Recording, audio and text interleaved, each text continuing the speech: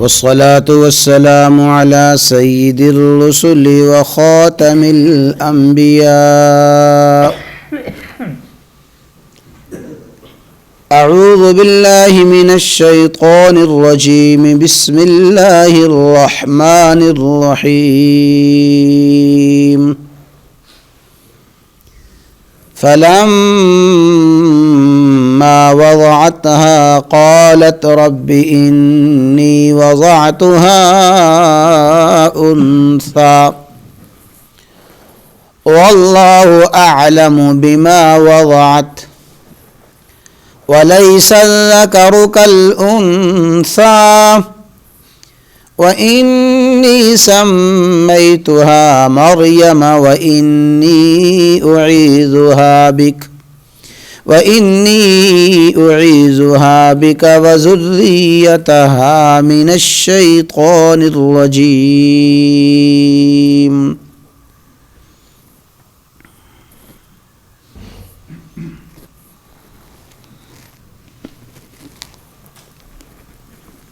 حضرت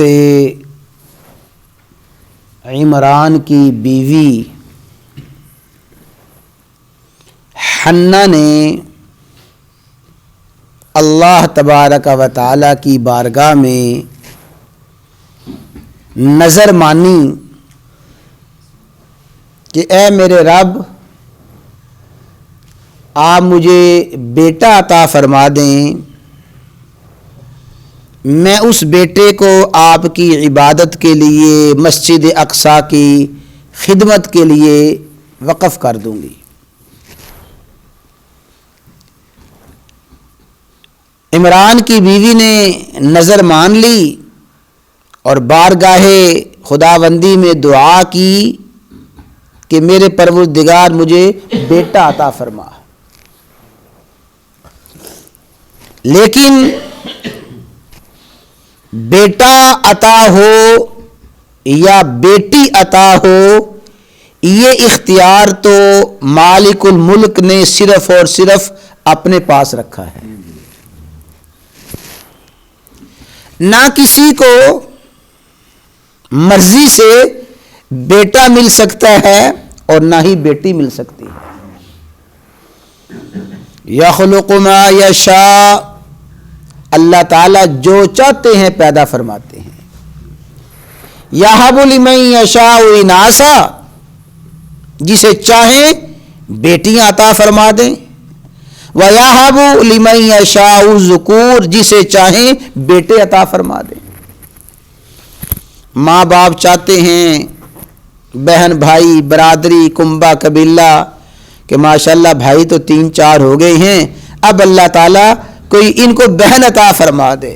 سب کی چاہت، سب کی خواہش بیٹی کی ہے، اللہ تعالیٰ بیٹا عطا فرما دیتے ہیں۔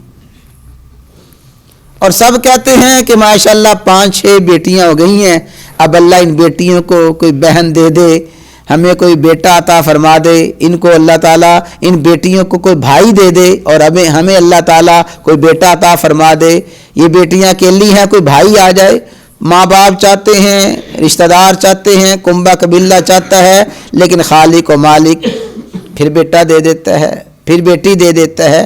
تو یہ بیٹا ہو یا بیٹی ہو، اختیار نہ ہی عورت کا ہے، نہ ہی مرد کا ہے، نہ ہی ماں کا ہے، نہ ہی باپ کا ہے، اور نہ ہی یہ اختیار مخلوق میں کسی کے پاس ہے۔ یہ اختیار صرف اور صرف خالق نے اپنے پاس رکھا ہے۔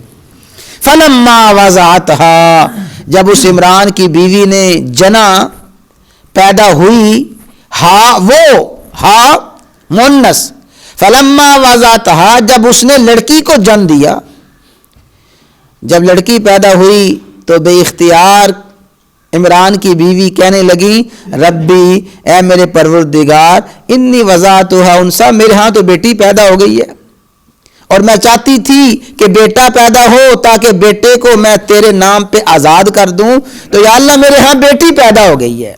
یہ بے اختیار جملہ حسرت سے حضرت عمران کی بیوی کی زبان پہ آیا۔ اللہ تعالیٰ فرما رہے ہیں واللہ اعلم بما وضعت، اللہ تعالیٰ تو خوب جانتے ہیں اس نے جو پیدا کیا، جو اس نے جنا، تو اللہ تعالیٰ کو تو پتا تھا اس کے ہاں بیٹی پیدا ہونی ہے اور اس نے بیٹی کو جننا ہے۔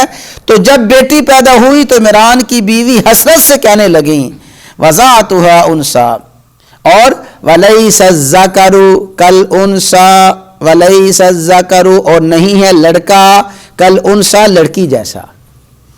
یہ جو جملہ ہے نا ولیس الذکر، اور بچہ بچی جیسا نہیں ہے، مفسرین نے فرمایا کہ یہ جملہ، بعض مفسرین نے فرمایا کہ یہ جملہ اللہ تبارک و تعالی نے ارشاد فرمایا، کیا معنی؟ ولیس الذکر، اے عمران کی بیوی، جو تو لڑکا مانگ رہی تھی، جس لڑکے کی تو نے منت مانی تھی، ولیس الذکر، وہ لڑکا اس شان کا نہیں ہو سکتا کالانثی، جس شان کی لڑکی ہوئی ہے۔ تو مانگ رہی تھی نا لڑکا، اور اس لڑکے کو مسجد اقصی کی امامت کے لیے وقف کر دوں، جو میں نے تجھے بیٹی دی ہے وہ تیرے ذہن میں جو بیٹا تھا جس کی تو نے نظر ماننی تھی، وہ بیٹا مرتبے میں، شان میں کالانثی، اس بیٹی جیسا نہیں ہو سکتا۔ یعنی بعض نے فرمایا کہ یہ جو جملہ ہے ولیس الذکر کالانثی، یہ جملہ فرمان الہی ہے۔ بعض فرماتے ہیں کہ یہ جملہ عمران کی بیوی کا ہے، عمران کی بیوی یہ فرما رہی ہیں اور عرض کر رہی ہیں مولا لیس الذکر کالانثی، وہ جو لڑکا میں مانگ رہی تھی، ظاہر ہے کہ وہ لڑکا مسجد اقصی کی خدمت کرتا، وہ لڑکا مسجد اقصی کی اپنے والد کی منصب کو سنبھالتا، مسجد اقصی میں والد کا جو منصب عمران کا منصب تھا اس منصب کو سنبھالتا۔ یا اللہ وہ جو میرے ذہن میں لڑکا تھا وہ لڑکا اس لڑکی کی طرح نہیں ہو سکتا، یعنی وہ جو لڑکے نے جو کام کرنے تھے یہ لڑکی وہ کام نہیں کر سکتی۔ تو یہ جملہ اللہ تعالیٰ کا ہو اور یہ جملہ سیدہ حنا کا ہو، عمران کی بیوی کا ہو، کوئی بھی ہو، اللہ تعالیٰ فرماتے ہیں کہ جو لڑکا پیدا ہو رہا ہے اس لڑکے نے کس شان والا ہونا ہے، اور یہ جو لڑکی پیدا ہو رہی ہے اس لڑکی نے کتنی قسمتوں والا، نصیبوں والا ہونا ہے، یہ اللہ تبارک و تعالیٰ ہی جانتے ہیں۔ اور دیکھیں نا بھائی کہ حنا بنت فاقوز نے تو لڑکا مانگا تھا، اللہ نے دی تو لڑکی، لیکن لڑکی بھی اس شان کی دی کہ پھر اس لڑکی کے عظمت کے ڈنکے اللہ تعالیٰ نے پوری دنیا میں بجائے۔ سیدہ مریم پیدا ہوئیں، اور صرف عام لڑکی نہیں تھی، اللہ تعالیٰ نے سیدہ مریم کے بطن سے عیسیٰ علیہ السلام جیسے نبی کو پیدا فرمایا۔ تو یہ اللہ تعالیٰ نے شان عطا فرمائی۔ رابعہ بصری اور حسن بصری رحمہم اللہ تعالیٰ دونوں ہم عصر ہیں، دونوں کا زمانہ ایک ہے۔ تو کسی موقع پہ بات چلی تو رابعہ بصریہ سے حسن بصری فرمانے لگے اے رابعہ تو جتنی مرضی عبادت کر لے، جتنی مرضی جد و جہد کر لے، لیکن جو نبوت کا مقام ہے اللہ نے نبوت کا مقام تو مردوں کو دیا ہے، کوئی عورت نبی نہیں ہوئی۔ تو حسن بصری کے یہ جملے سن کے رابعہ بصری نے کیا خوب فرمایا، ہاں حسن میں جانتی ہوں کوئی بھی عورت نبی بنتی نہیں ہے، کوئی بھی عورت نبی بنتی نہیں ہے، لیکن ہاں عورت نبی جنتی ہے۔ جتنے انبیاء پیدا ہوئے ہیں ظاہر ہے کہ عورت کے بطن سے ہوئے ہیں، تو اللہ تعالیٰ نے عورت کو یہ مقام عطا فرمایا کہ اگرچہ اس کو نبوت نہیں دی لیکن نبیوں کی ماں بنایا ہے۔ تو سیدہ مریم کو اللہ تعالیٰ نے نبوت عطا نہیں فرمائی، لیکن سیدہ مریم نبی کی ماں بنی ہے، اور وہ نبی اولو الشان اولو العظم نبی۔ تو سیدہ مریم نے عرض کیا یا اللہ یہ بچی پیدا ہوئی، وَإِنِّي سَمَّيْتُهَا مَرْيَمَ، یا اللہ یعنی وہ مریم کی والدہ نے کہا بچی پیدا ہو گئی ہے، وَإِنِّي سَمَّيْتُهَا مَرْيَمَ، میں نے اس بچی کا نام مریم رکھا ہے۔ مریم کا معنی عابدہ، طاہرہ، طیبہ، پاکیزہ، عبادت گزار۔ وَإِنِّي سَمَّيْتُهَا مَرْيَمَ، میں نے اس کا نام مریم رکھا ہے۔ اور یہاں مفسرین نے ایک مسئلہ لکھا ہے، اس آیت سے مسئلہ نکالا ہے کہ نام رکھنا سب سے پہلے حق ہے ماں کا۔ جو ماں ہے نا، شریعت نے سب سے پہلا حق ماں کو دیا ہے کہ ماں اپنے بیٹے کا نام تجویز کرے، بیٹی کا نام تجویز کرے، یہ سب سے پہلے حق ماں کا ہے۔ مریم کی والدہ نے کہا تھا کہ یا اللہ میں نے اس کا نام مریم رکھا ہے. ہاں ماں اپنا حق کسی کو دینا چاہے اس کو اختیار ہے, وہ نام نہیں رکھتی, کہتی ہے کہ دادا نام رکھ دے, نانا نام رکھ دے, نانی, کوئی نام رکھ دے, یہ اس کا حق ہے. لیکن اگر وہ یہ چاہتی ہے اور وہ کہے کہ میں نے یہ نام رکھنا ہے, تو سیدہ مریم کی والدہ نے سمجھا دیا کہ سب سے پہلے نام رکھنے کا حق بھئی کس کو ہے؟ والدہ کو ہے. اس لیے کہ انہوں نے فرمایا وَإِنِّي سَمَّيْتُهَا مریم, میں نے اس کا نام مریم رکھا ہے. وَإِنِّي أُعِيذُهَا بِكَ, اور یا اللہ اعیذها, اس کو میں آپ کی پناہ میں دیتی ہوں, وذریتها, اور اس کی اولاد کو بھی آپ کی پناہ میں دیتی ہوں شیطان مردود سے. یا اللہ یہ جو بیٹی پیدا ہوئی ہے اور اس بیٹی کی جو اولاد ہوگی, اس بیٹی کو, اس بیٹی کو, اس کی اولاد کو یا اللہ شیطان مردود سے آپ کی پناہ میں دیتی ہوں. بخاری شریف کی حدیث ہے, رسول اللہ صلی اللہ علیہ وسلم نے ارشاد فرمایا کہ جو بھی بچہ پیدا ہوتا ہے اور ہر بچے کو آ کے شیطان جوکا مارتا ہے اور ہر بچے کو آ کے شیطان انگلی چبوتا ہے, اس انگلی کے اثر سے وہ بچہ روتا ہے, بلبلاتا ہے. صرف حضرت عیسیٰ علیہ السلام, ان کی والدہ مریم ہیں, جو انہوں نے دعا کی تھی, ان کی والدہ نے, اللہ نے ان کی دعا کو قبول فرمایا. وہ شیطانی اثرات سے اللہ تعالیٰ نے مریم کو بھی بچایا, مریم کے بیٹے عیسیٰ علیہ السلام کو بھی بچایا. تو معلوم ہوا کہ جو بڑوں کی دعا ہوتی ہے, ماؤں کی دعا ہوتی ہے, وہ آئندہ آنے والی نسلوں تک کام کرتی ہے. حضرت مریم پہ بھی اس دعا نے اپنا کام دکھایا, اور مریم کے بیٹے حضرت عیسیٰ علیہ السلام پہ بھی اپنا دعا نے کام دکھایا. رسول اللہ صلی اللہ علیہ وسلم نے فرمایا اللہ تعالیٰ نے مریم کو, مریم کے بیٹے کو اس سے محفوظ رکھا ہے.